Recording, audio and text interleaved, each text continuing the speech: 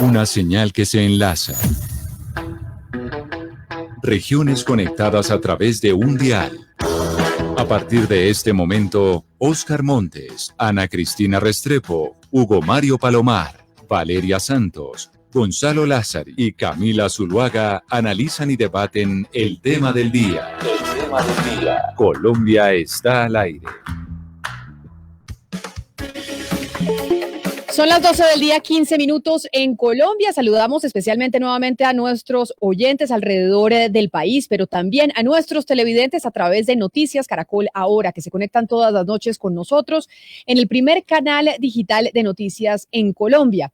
Hoy nuestro tema tiene que ver con una invitada muy especial, es la presidenta de la Cámara de Representantes. Después del 20 de julio tuvimos elecciones de mesas directivas y se eligieron nuevos presidentes tanto en Cámara como en Senado. Desde hace mucho tiempo no se tenía una mujer al frente de esa corporación y además una mujer que antes de que fuera nombrada pues tuvo algunos cuestionamientos por parte de publicaciones que se hicieron en distintos medios de comunicación y por esa razón hoy hemos invitado a la congresista Jennifer Arias a que esté aquí con nosotros para hablar de ese y otros temas. Representante Arias, bienvenida. Gracias por estar con nosotros hoy aquí en Mañanas Blue. Muy buenos días, Camila. Un saludo muy especial para usted, para todos los oyentes y televidentes a la mesa de trabajo. Muchas gracias por esa invitación. Representante Arias, hay que hablar muchos temas con usted y quizás empiezo por el más harto, pero es el que más se ha nombrado en las últimas horas y es la publicación de unas fotos suyas a través de redes sociales, unas fotos en donde usted aparece con una boina y aparece con una pistola. Ya sé que se ha hablado mucho en redes sociales de lo que pasó con ese episodio, pero le pregunto a usted de una vez sobre las fotos. Qué pereza tenerle que preguntar por eso, pero de eso es lo que está hablando la gente sin duda. Es increíble que no hablemos de los temas importantes para el país, de las situaciones que debemos hablar, de qué retos tenemos, de cómo los podemos resolver, sino de una foto de cuando yo tenía, yo creo que por ahí como unos 16 años. Realmente no me acuerdo mucho de cuándo me tomaron esa foto, el contexto de la foto. Simplemente pues es una foto que no se tomaba cuando estaba joven, tenía como unos 16, tal vez 15 años, o sea casi 20 años. Y pues no, ni siquiera sé dónde la sacaron porque ni yo tengo la foto. Pero, representante, ¿esa foto se la toma usted cuando haciendo qué? Es decir, ¿estaba en una sesión de fotos de modelaje o es una sesión de fotos de Halloween? ¿Esas fotos o usted ni se acuerda por el tiempo en el que fue? No, pues yo la verdad es que casi que ni me acuerdo en el tiempo lo que fue. De hecho, le estaba preguntando a mi mamá si de pronto ya se acordaba. Hace mucho tiempo, pues como saben, yo fui señorita Meta y fui pues un tiempo modelo y yo creo que fue en algún estudio de fotografía, probando algunos trajes como de Halloween, porque yo no recuerdo como con mucha precisión, digamos, como el ambiente de la foto. Estaba tratando de averiguar porque nosotros cuando yo fui señorita Meta, a mí como que me encontraron a través de un estudio de fotos de un fotógrafo que era muy amigo de mi mamá y en ese estudio pues como que fue donde me tomaron esas fotos. Él me dijo que iba a buscar si encontraba la foto y se acordaba algo sobre la foto porque yo la verdad es que no me acuerdo del contexto de la foto, fue hace mucho tiempo. Y usted detrás de esas críticas que ha recibido por esa fotografía en redes sociales en las últimas horas, representante, ¿qué nota allí? Algunos la han calificado como expresiones machistas. ¿Usted nota ahí un sentimiento antiuribista? ¿Qué piensa usted de esas críticas? Bueno, yo pienso que varias cosas. Lo primero es que no estamos como centrados en lo que es realmente importante en este momento para el país. Lo segundo es que, por supuesto, hay un sentimiento machista alrededor del nombramiento de una mujer joven de la provincia en la Cámara de Representantes como presidenta de la Cámara de Representantes. Y por supuesto el partido que representa el Centro Democrático también tiene algunas personas que les encanta como atacar a cualquiera como del partido y creo que ha sido como una suma de varias cosas. Sin embargo, también aprovecho para agradecer a todas las personas que se han solidarizado conmigo ante pues este ataque, aunque ni siquiera lo siento como un ataque, a mí me ha parecido como algo irrisorio que de verdad concentremos la atención en este tipo de cosas. Y pues les agradezco de todas maneras el apoyo, lo que han dicho, que de verdad no podemos seguir permitiendo estos insultos, no podemos seguir permitiendo estas agresiones contra las mujeres, porque precisamente esa es la lucha que tenemos que dar, la lucha que además debe empezar por las mujeres, ¿no? Que debemos decir que no aceptamos este tipo de comportamientos, no aceptamos este tipo de señalamientos. Entonces, pues yo fui modelo, fui señorita Meta, y entonces yo no estoy calificada para asumir la presidencia de la Cámara por eso.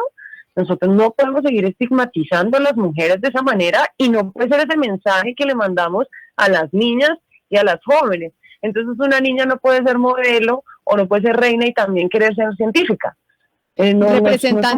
Representante, sobre eso que usted está diciendo de que usted fue modelo y fue reina, incluso yo alcancé a leer comentarios de gente diciéndole reinita de una manera despectiva y muy peyorativa, como si una mujer bonita no pudiera llegar a cargos de alta envergadura como es ser presidente de la Cámara de Representantes. Pero ahí entonces me adentro a una cosa que también se le critica a usted y se le cuestiona, y es ¿cómo llega usted a la política? ¿Cómo empieza su carrera política? Porque usted es una mujer muy joven. Bueno, yo empecé a hacer política cuando tenía 22 años. Fui la gerente de una campaña, una precampaña a la presidencia de la República. Fue algo realmente muy casual porque yo no vengo de una familia política. Un día me dijeron, yo había terminado las materias de la universidad, todavía no me había graduado. Mi sueño en ese momento era ser directora del Banco de la República. Y me estaba preparando para eso, me había presentado un concurso al Ministerio de Hacienda, había pasado el concurso, pero tenía que esperar a graduarme. Entonces, en ese tiempo entre en que terminé y pasé el concurso y me graduaba, pues había un tiempo como de unos meses, y entonces me dijeron que si quería ser gerente de esta campaña. Yo les dije, pues no, nunca lo he hecho, pero igual no tengo nada que hacer en lo que empiezo a trabajar. Y justamente esa campaña terminaba en septiembre de eso, fue en el 2009, en septiembre de ese año. Ahí empecé a hacer política, luego, pues ya la verdad, después de eso como que me gustó, me pareció un tema muy interesante, me pareció un reto, me pareció que además, digamos que la crianza que yo tengo de mi casa es el servicio a la gente.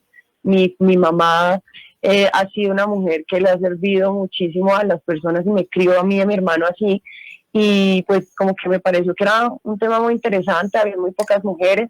Y así empecé a hacer política, luego participé. Representante Arias. Señora. Hablemos un poco de su partido, de esa incursión suya en un partido, en el Centro Democrático, y de las banderas de ese partido.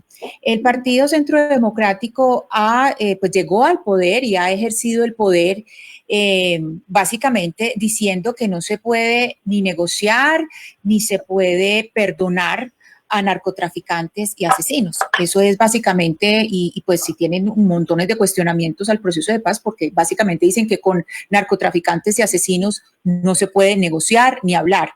Ahora conocemos de las publicaciones sobre vinculaciones con narcotráfico de su hermano y con un homicidio de su padre. No hay crímenes de sangre, no le estoy preguntando a usted por vínculos de ese tipo. Le quiero preguntar, ahora que es público esto, que es de público conocimiento, ¿no considera usted que todo el mundo tiene derecho a una segunda oportunidad? Es decir, ¿no le parece incoherente que usted milite en un partido que diga no podemos ni conversar ni perdonar, pero usted ahora que tiene esto expuesto, pues es su familia, ¿no le parece que todo el mundo sí tiene derecho a una segunda oportunidad? Voy a mencionarte varias cosas. La primera es que nosotros no llegamos al gobierno diciendo que las personas no se pueden perdonar ni se les puede olvidar. Es importante hacer esa claridad. Este gobierno llegó a la presidencia de la República con unas propuestas distintas, y de hecho el presidente Duque en todas sus intervenciones siempre decía lo mismo: hay que construir sobre las diferencias, hay que unir el país, y así lo ha hecho.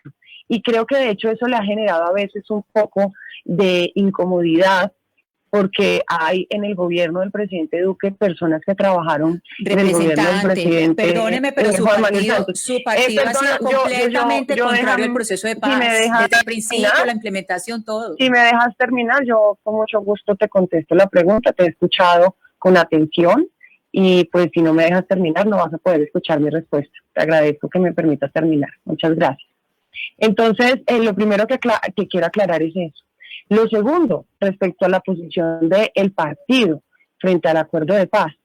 La posición del partido frente al acuerdo de paz no fue en contra de la paz, como lo quisieron vender muchas veces, y tampoco fue en contra de las personas, y lo pueden revisar en las comunicaciones que hicimos muchas veces, yo misma, el presidente Uribe, el presidente Duque, no solamente en el gobierno, sino antes de llegar al gobierno.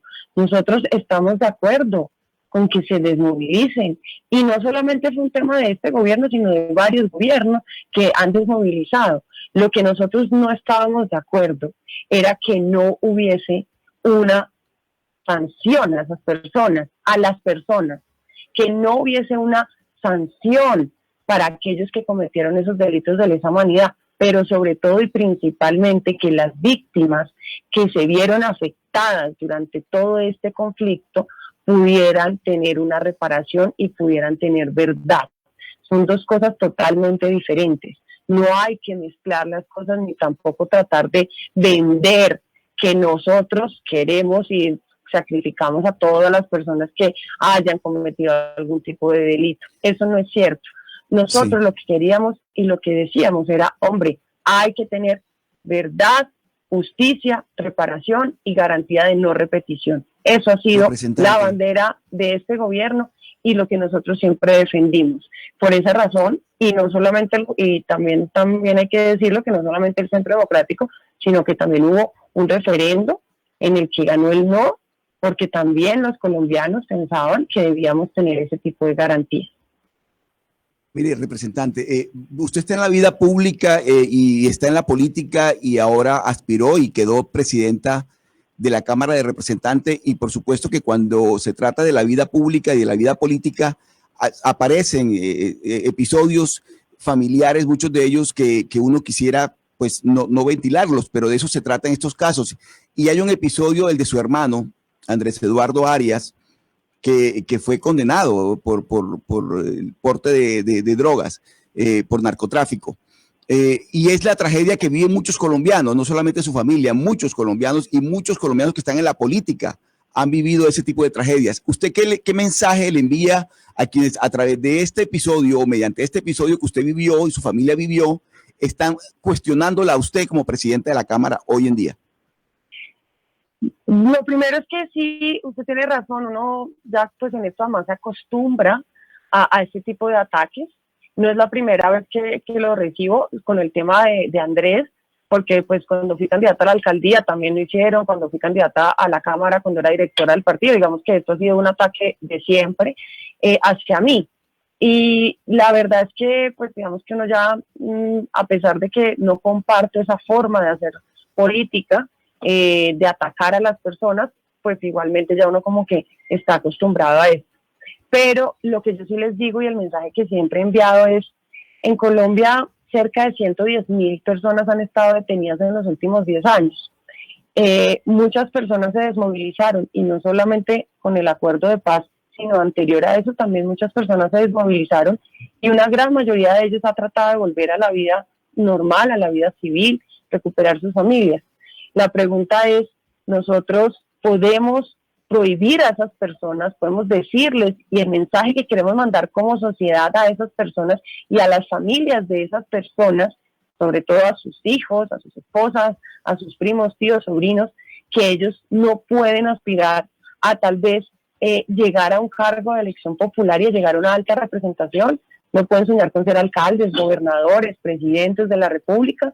Yo siento que nosotros debemos mandar un mensaje distinto y creo adicionalmente a eso que la Cámara lo que buscó, además de un apoyo a las mujeres y a los jóvenes y a la gente de las provincias, nombrándome como presidenta de la Cámara, fue precisamente también enviar ese mensaje, que nosotros debemos aceptar que las personas pueden equivocarse, cometer algún tipo de delito, pero no por eso juzgar a sus familias y decirle a sus familias que no pueden aspirar a tener una vida distinta. Pero entonces, por eso yo le preguntaba desde un principio, representante Arias, cómo llegaba usted a la política, porque en Colombia sí se ha visto mucho que se hace política en cuerpo ajeno y vemos y sabemos que en nuestro país y en ninguna parte del mundo existen los delitos de sangre. Que uno tenga un papá, un hermano, un primo o una mamá bandido no significa que uno también lo sea y que uno lo tengan que condenar por eso. pero me parece importante porque como en Colombia hemos tenido familiares de parapolíticos en el Congreso de la República, que finalmente no terminan ellos haciendo la política, sino simplemente siendo un títere de sus papás o de sus esposos, etcétera, etcétera. Por eso me parecía importante saber cómo llega usted al sector público, cómo llega usted al Congreso y cómo llega usted a acercarse al Centro Democrático y principalmente al presidente Álvaro Uribe. Bueno, yo primero, la razón por la cual soy uribista es porque mi familia ha sido víctima de la violencia mucho tiempo. Nosotros nos tuvimos que ir exiliados de Colombia porque a mi papá le hicieron un atentado, casi que perdimos todo y nos tuvimos que ir exiliados y pudimos regresar a Colombia gracias a la seguridad democrática, y esa es la principal razón por la cual nosotros pues hemos acompañado al presidente Uribe y yo personalmente. No llego a la política a través de ningún familiar, yo no tengo familia, digamos que política o metida en el tema político o que haya hecho política, se haya hecho elegir a algo, no. Yo llego a la política de casualidad, como les decía. Lo conocí al presidente Uribe ya siendo expresidente, no lo conocía antes.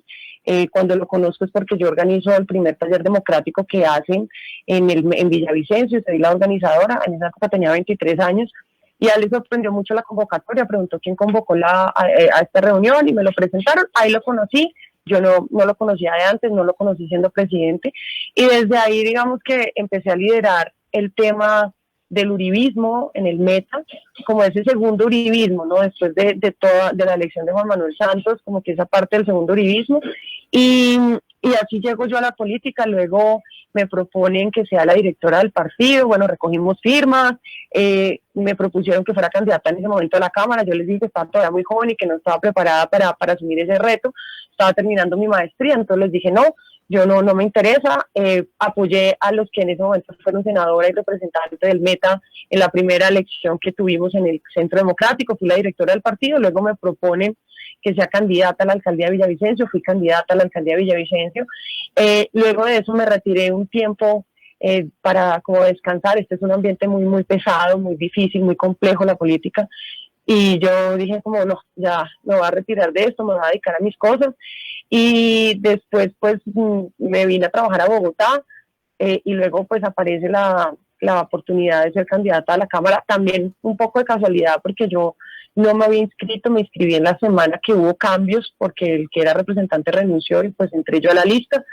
Y bueno, soy representante de la Cámara. Siempre he estado, digamos, como de manera muy independiente en mi región. Por supuesto, hay grupos políticos, yo no pertenezco a ningún grupo político de la región. Siempre he estado como haciendo un movimiento independiente, a pesar, por supuesto, que soy de Centro Democrático y no vengo de ninguna persona ni, no digamos, de ninguna familia política. Pero mire, representante, toda esta información se conoció por una investigación que publicó Pares, que es la Fundación Paz y Reconciliación, sobre el que le preguntaba a mi compañero Oscar Montes desde Barranquilla. Ahí en esa publicación pues se habla del caso de su hermano, lo que pasó con su hermano que fue detenido con drogas en Estados Unidos, se habla de su papá que tuvo una acusación por homicidio, y se habla también en ese informe sobre usted como lobista de empresas de aviación en el departamento del Meta que están siendo investigadas por lavado de activos. Yo quiero preguntarle por esas acusaciones que hace la Fundación Pares en esa publicación. Es muy curioso, ¿no? Porque las fotos que publican supuestamente con el lobby son fotos que toman de mis redes sociales. Si uno está haciendo algo pues ilegal o malo, pues simplemente uno no lo publica en sus redes sociales. Les quiero contar un poco la historia. Mi departamento y mi región, que recoge Bichada, Arauca, Vaupés, Guainía, Putumayo, Casanare, nosotros, el Guaviare, nosotros no tenemos una muy buena conectividad vial. Nosotros en ese territorio, en el Amazonas, también nos desplazamos, y los desplazamientos muchas veces son por aire o por agua, y la carga llega por aire. Y lo que ha ocurrido lo que ellos hablan ahí es porque cuando empieza la pandemia, las empresas de la aviación del Oriente me buscan como representante a la Cámara y me dicen, estamos teniendo este problema.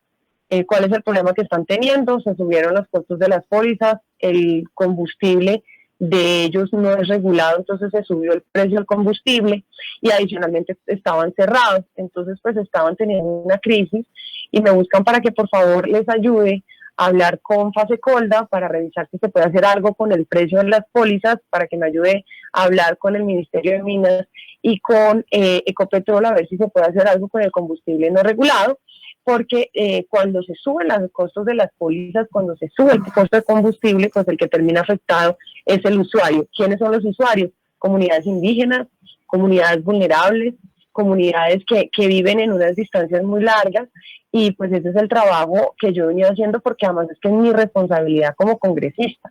Mi trabajo es velar por el bienestar de las comunidades y velar también porque las empresas, y sobre todo que es que si estas empresas dejan de prestar ese servicio, pues se desconecta esas comunidades. Yo no tengo ninguna relación personal con las empresas, no conozco la empresa que mencionan ahí, cuál es, ni de quién es el dueño, ni absolutamente nada.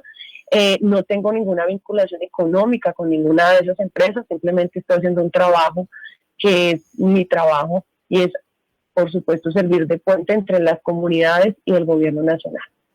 Representante Arias, cuando uno lee toda la información sobre este lobby y sobre esos vuelos que se pudieron autorizar en marzo, en pandemia, pues cuando todo el mundo estaba confinado, uno pensaría que ahí hay, por parte de una representante, pues hay un favorecimiento a empresas privadas, pero usted nos acaba de decir que no, pues que usted estaba trabajando por comunidades vulnerables, por comunidades indígenas. Cuéntanos un poco de esas comunidades indígenas y de esas comunidades vulnerables a las que usted dice que estaba ayudando. ¿Las estaba ayudando a qué? ¿Cuáles son esas comunidades y dónde están?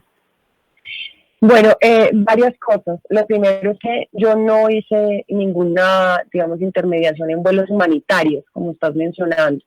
Yo lo que hice fue ayudar para que hubiese una comunicación entre las empresas y donde estaban teniendo la situación complicada. Y les voy a dar un ejemplo de aquellas comunidades. No sé si conozcan el Baupés. El Baupés no tiene ningún tipo de vía de acceso. Puede llegar uno o por aire o puede llegar uno por río. Mucha de la carga llega por río, otra parte de la carga llega por aire. Cuando empezó la pandemia y se bloquearon los vuelos, quedaron prácticamente incomunicados. No podían llevar carga, y una botellita de gaseosa, para no mencionar ninguna marca, que vale acá, no sé, 2.500 pesos, allá puede costar 5.000 pesos, y en esta época puede llegar a costar, cuando cerraron la carga, 7.000 pesos. Y así con todos los productos. Un galón de gasolina que cuesta aquí 8.800 pesos, en el Baupés vale aproximadamente 16.000 pesos. Entonces, esas comunidades que allá además se mueven y necesitan gasolina, porque es que allá se mueven por río y necesitan mucha gasolina, como las comunidades indígenas del Baupés, se ven afectadas cuando no llevan la carga, cuando se encarece el precio de la carga o se encarece el precio del transporte aéreo. Por ejemplo, Taraira o Carurú, que son dos municipios del Baupés, cuando uno, ni siquiera a veces uno puede entrar, porque allá solo entran DC3, y hay un problema con la regulación de los DC3 y no habían posibilidades de volar. Entonces, esas comunidades, y así pasa en todos esos departamentos, Amazonas, Guainía, Putumayo, en todos esos departamentos tienen esa problemática, y por esa razón es que cuando me buscan a mí para de nuevo hacer un puente con Fasecolda para revisar el tema de los seguros, y con Ecopetrol y el Ministerio de Minas para revisar qué es lo que está pasando con el combustible, mi función es buscar una respuesta para ver qué es lo que está pasando y si se puede revisar algún tema que no esté funcionando bien. Representante, nosotros tenemos una línea de WhatsApp que es el 301-764-4108. Ahí se comunican con nosotros los oyentes, y un oyente me está diciendo lo siguiente, y que de hecho me doy cuenta que hace también alusión a la publicación de Pares, como termina esta publicación, en donde me dice la oyente: mire, en el gobierno del presidente Iván Duque estamos viendo una cantidad de funcionarios que tienen relación con familiares narcotraficantes. Esto pasó con Marta Lucía Ramírez, la vicepresidenta y hoy canciller, que pues ocultó que su hermano fue condenado por tráfico de heroína en Estados Unidos. También, por ejemplo, está la senadora del Centro Democrático, Paola Holguín, que es hija de Frank Holguín, testaferro del jefe del cartel de Medellín, Pablo Escobar. Y también el embajador de Colombia en Estados Unidos, Juan Carlos Pinzón, quien es sobrino de un narcotraficante condenado a cadena perpetua en ese país.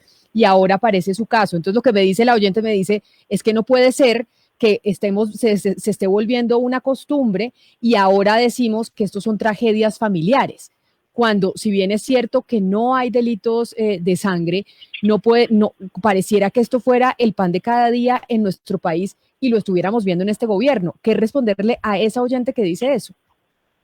Bueno, quiero decirle varias cosas. Lo primero es que ese es el pan nuestro y tiene toda la razón de nuestra sociedad y de un país como Colombia, que muchas veces y durante mucho tiempo y aún todavía sintió y vivió el narcotráfico. Creo que eso es algo que es innegable. Creo que así como dentro del centro democrático las personas cercanas han ocurrido estos casos, también en muchos otros sectores políticos han ocurrido, en diversos sectores, y probablemente si uno va y mira, empresarios exitosos tienen las mismas situaciones, y probablemente algunos periodistas también tienen las mismas situaciones. Lo que pasa es que pues hoy el gobierno es de centro democrático y somos los que estamos más expuestos a este tema.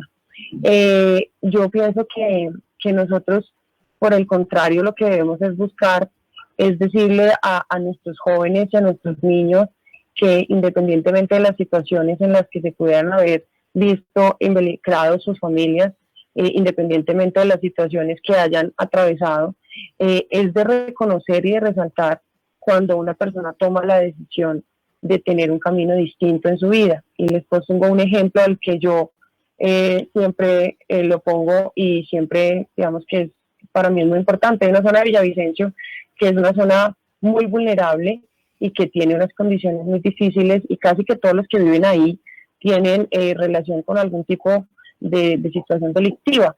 Y muchos jóvenes hemos tratado de sacarlos de ahí y hoy son candidatos al consejo, están estudiando, están trabajando, y creo que ese debe ser el camino de nuestro país, un país que sufrió durante tanto tiempo el narcotráfico, el secuestro, la extorsión, y que todavía vivimos en eso.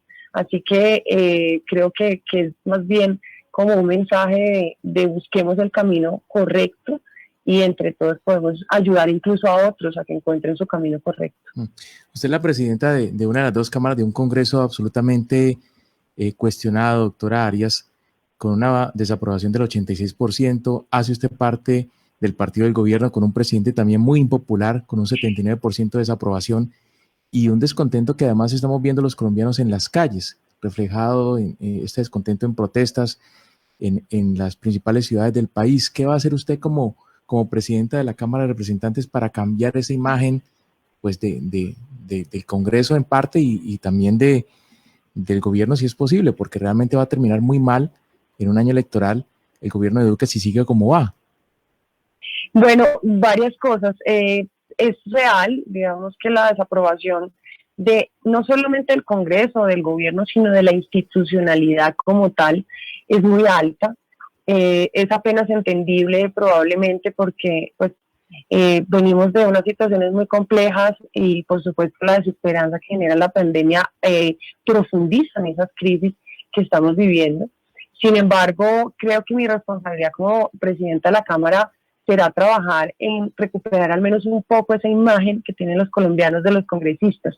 Hay que trabajar en que sepan qué es lo que hace un congresista, cuál es nuestra función, cuál es nuestro trabajo, y creo que sobre todo hay que tener una conexión mucho más cercana de la institucionalidad con los ciudadanos. Probablemente nosotros todos vamos a región y hablamos con nuestros líderes, con nuestros amigos, con las personas cercanas, con los equipos, pero no ampliamos muchas veces esa conexión con los ciudadanos, y yo creo que debemos hacer más presencia en los territorios como institución desde la Cámara de Representantes. Así que una de las cosas que quiero hacer es ir a los territorios y quedarse en los territorios, que tengan una oficina de atención al público del Congreso, que la ciudadanía pueda ir a decir, me quiero quejar de esto, quiero proponer esta ley, o mire, estamos como este sector o esta comunidad teniendo esta dificultad, sería muy bueno hacer esto, porque creo que de cierta forma no hay esa conexión con la ciudadanía que es tan importante. Y adicionalmente a eso, también pienso que es bien importante que podamos tener y aprovechar la virtualidad y todas estas nuevas tecnologías para tener una comunicación muchísimo más cercana, donde la gente pueda entender cuáles son los proyectos de ley, por ejemplo, por qué alguien votó sí, por qué alguien votó no, que si fue a la sesión, que no fue a la sesión, que incluso podamos tener ahí como un seguimiento, y creo que es importante poder abrir muchísimo más el Congreso a la ciudadanía para que la ciudadanía no simplemente nos vea por allá lejos, sino que realmente podamos, no como congresistas cada uno de manera individual, sino como institución, lograr acercarnos a los ciudadanos. Sí, representante Arias, mire, hemos tocado en esta conversación en varias oportunidades el tema del narcotráfico, un oyente también lo tocó, y cuando se habla de una tragedia familiar es porque efectivamente son tragedias familiares. Muchas familias en Colombia están viviendo esa tragedia, eso no se puede ocultar tampoco, no solamente su familia, el ex vicepresidente, el general Naranjo también, un hermano de él estuvo detenido por el tema de las drogas, hay senadores de la República que han tenido hermanos detenidos por el tema del narcotráfico. Y a propósito de eso le pregunto, representante Arias, ¿qué piensa usted de esos proyectos que están tramitándose en el Congreso para despenalizar, para legalizar inclusive la droga, tanto el consumo como inclusive el tráfico? ¿Usted qué cree, qué piensa usted? Sobre todo porque en su partido abiertamente muchas voces muy connotadas abiertamente se oponen a ese tipo de iniciativas.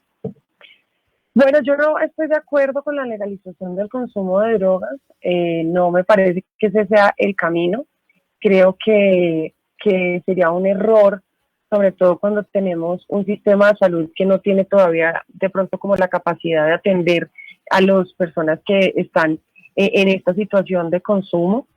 Adicionalmente a eso, creo que tampoco va a ser la solución, porque lo que va a pasar es que el consumo se va a concentrar en nuestro país, pero finalmente hacia afuera va a seguir siendo ilegal. Entonces, pues estamos legalizando adentro y hacia afuera es ilegal. Eso no va a cambiar las situaciones de lo que es atractivo del negocio del narcotráfico, porque lo ilegal es lo que lo hace más atractivo para quienes están en este tema de la ilegalidad. Y pues ¿por qué? Porque es que como en Estados Unidos es prohibido, entonces cuando yo vendo a Estados Unidos como es ilegal, pues entonces allá es más costoso. Entonces creo que no es el camino de verdad para poder seguir en esta lucha contra el narcotráfico. Creo que debemos buscar otras herramientas, creo que debemos además empezar a hacer un trabajo muy fuerte en la educación antes de pensar en legalizar las drogas, porque me parece que es supremamente clave para el país, digamos, como hacer una conciencia colectiva ciudadana de que las drogas no son buenas para la salud de los ciudadanos, especialmente cuando empiezan a consumir tan joven. Representante Arias, concentrémonos una vez más en Llanera de Aviación. Llanera de Aviación está investigada por la Dirección de Derechos de Dominio de la Fiscalía por lavado de activos. Nosotros pues hemos conocido por las publicaciones que esta empresa pues transportó al expresidente Uribe y transportó al entonces candidato Iván Duque en campaña, y que ha conseguido un par de contratos con la Aeronáutica Civil. Pues este es el territorio, Llanera de Aviación es el territorio de donde usted viene.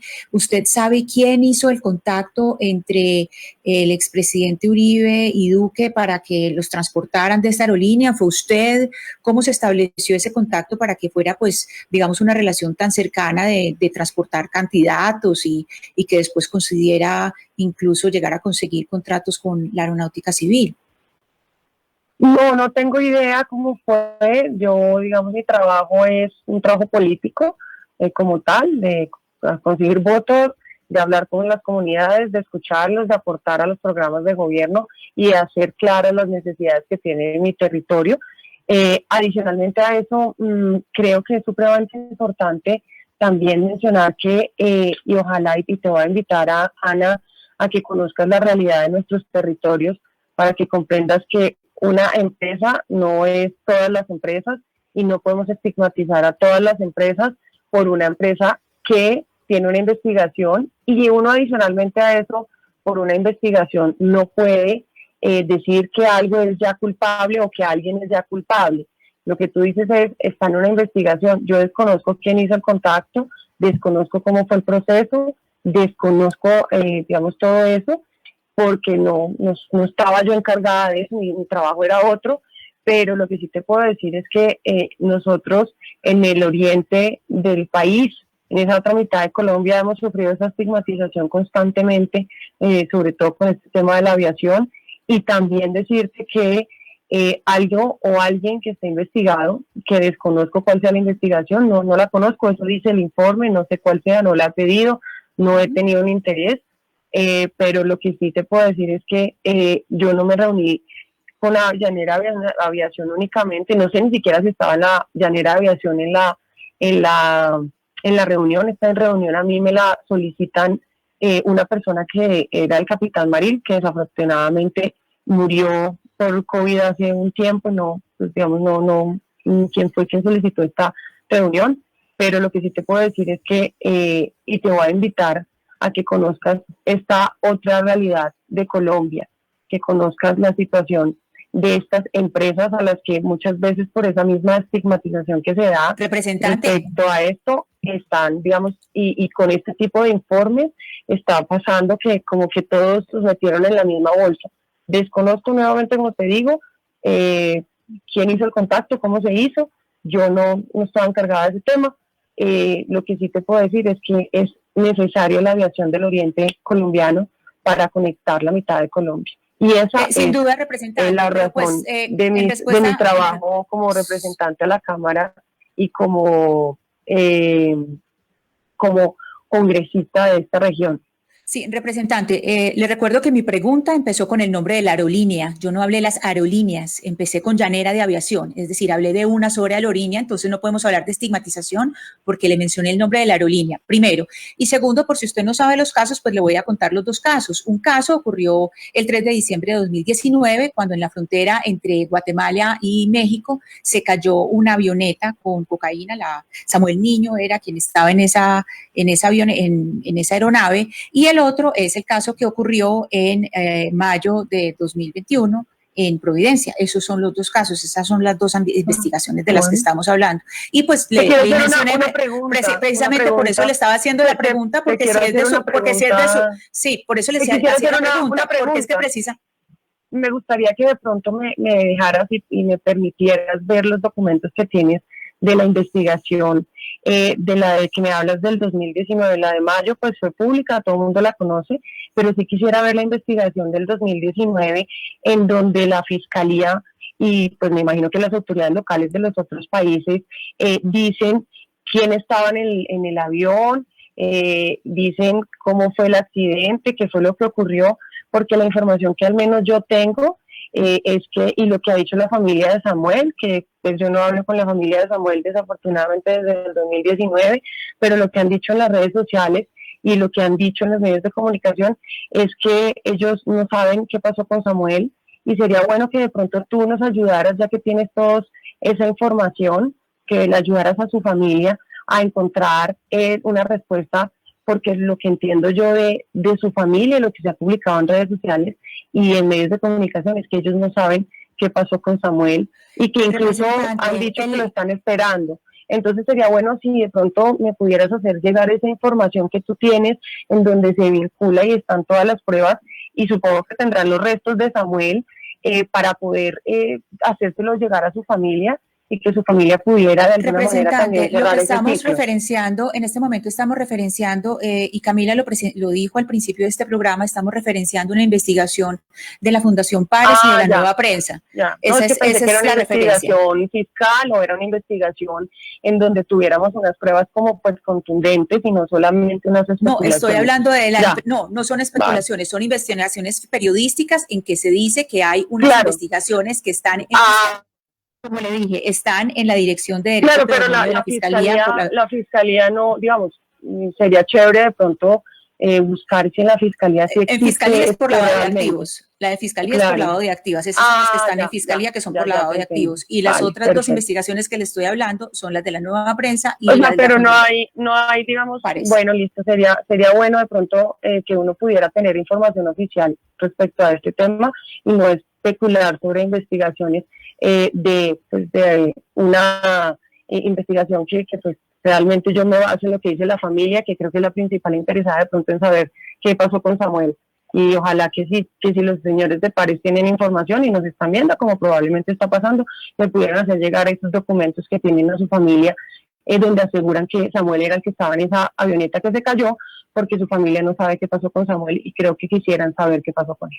Representante Arias, usted no la tuvo nada fácil para llegar a la presidencia de la Cámara de Representantes y ya se nos va acabando el tiempo y no quería dejar de preguntarle sobre eso, porque usted incluso dentro de su partido pues tuvo una competencia fuerte con otros nombres importantes de la Cámara de Representantes.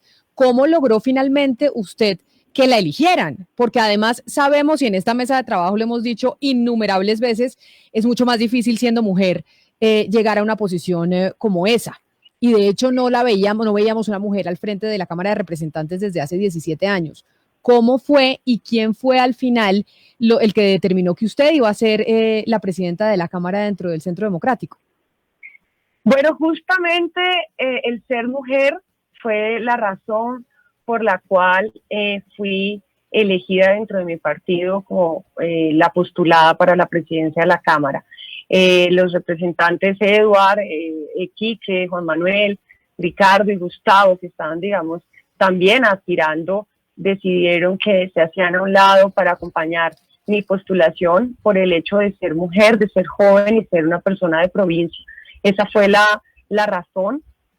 Hablamos mucho, debatimos mucho, pusimos todos los escenarios sobre la mesa, cuáles eran las mejores opciones para el partido y finalmente tomamos la decisión y aprovecho este espacio para agradecer a mis compañeros que decidieron poner los intereses colectivos, los intereses de mandar un buen mensaje a los colombianos desde la Cámara de Representantes y por esa razón fui elegida yo como la postulada del partido a la presidencia de la Cámara. El presidente del Senado ha dicho que tiene como prioridad, pues evidentemente pasar la reforma tributaria, que es lo que pidió el gobierno nacional, pero también un proyecto que él tiene de él, que es el de la reglamentación de las marchas, de las manifestaciones. La prioridad que usted tiene ahorita como presidenta de la Cámara es ¿cuál? ¿Cuáles son sus principales objetivos en esta presidencia? Hay varios temas importantes en debates dentro de la legislatura que está arrancando.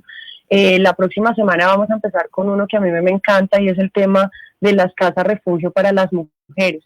Para mí, lograr hacer efectiva la lucha contra la violencia contra las mujeres, la violencia de género, es fundamental y creo que debemos trabajar mucho en temas de acoso sexual, de acoso laboral, en brindarles unas garantías efectivas de resguardo a las mujeres, de refugio a las mujeres que son víctimas de maltrato. Para mí eso es fundamental. Por supuesto, también la generación de empleo y la reactivación económica, y vamos a presentar la próxima semana un proyecto de ley que busca generar más o menos 185,000 puestos de trabajo para muchos colombianos que hoy no tienen trabajo. Y como lo estamos planteando, hay muchas personas que ya tienen los requisitos para pensionarse, pero no lo han hecho aún. La idea es que lo hagan a través de esta ley, decirle a las entidades públicas, deben hacerlo, deben empezar el proceso de la pensión, porque ya están en edad de pensión, ya pueden retirarse, porque necesitamos abrirle camino a nuevas generaciones y abrir nuevos empleos.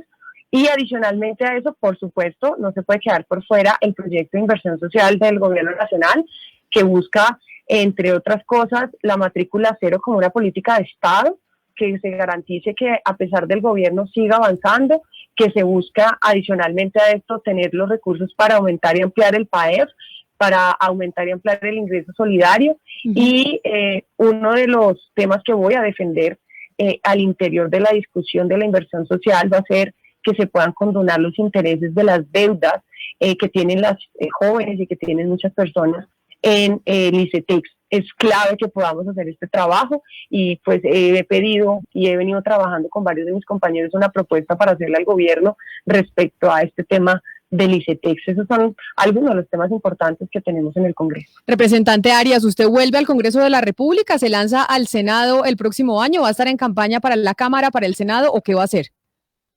Yo no he tomado una determinación aún de qué voy a hacer, pero voy a concentrar todo mi tiempo y mi energía en la presidencia de la Cámara.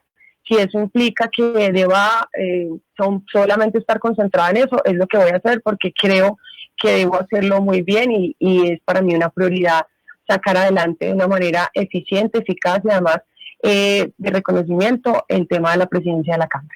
A quien escuchan ustedes es a Jennifer Arias, representante a la Cámara por el Centro Democrático y la mujer que estará a la cabeza en la presidencia de esa corporación. Representante Arias, mil gracias por haber estado con nosotros aquí en los micrófonos de Blue Radio.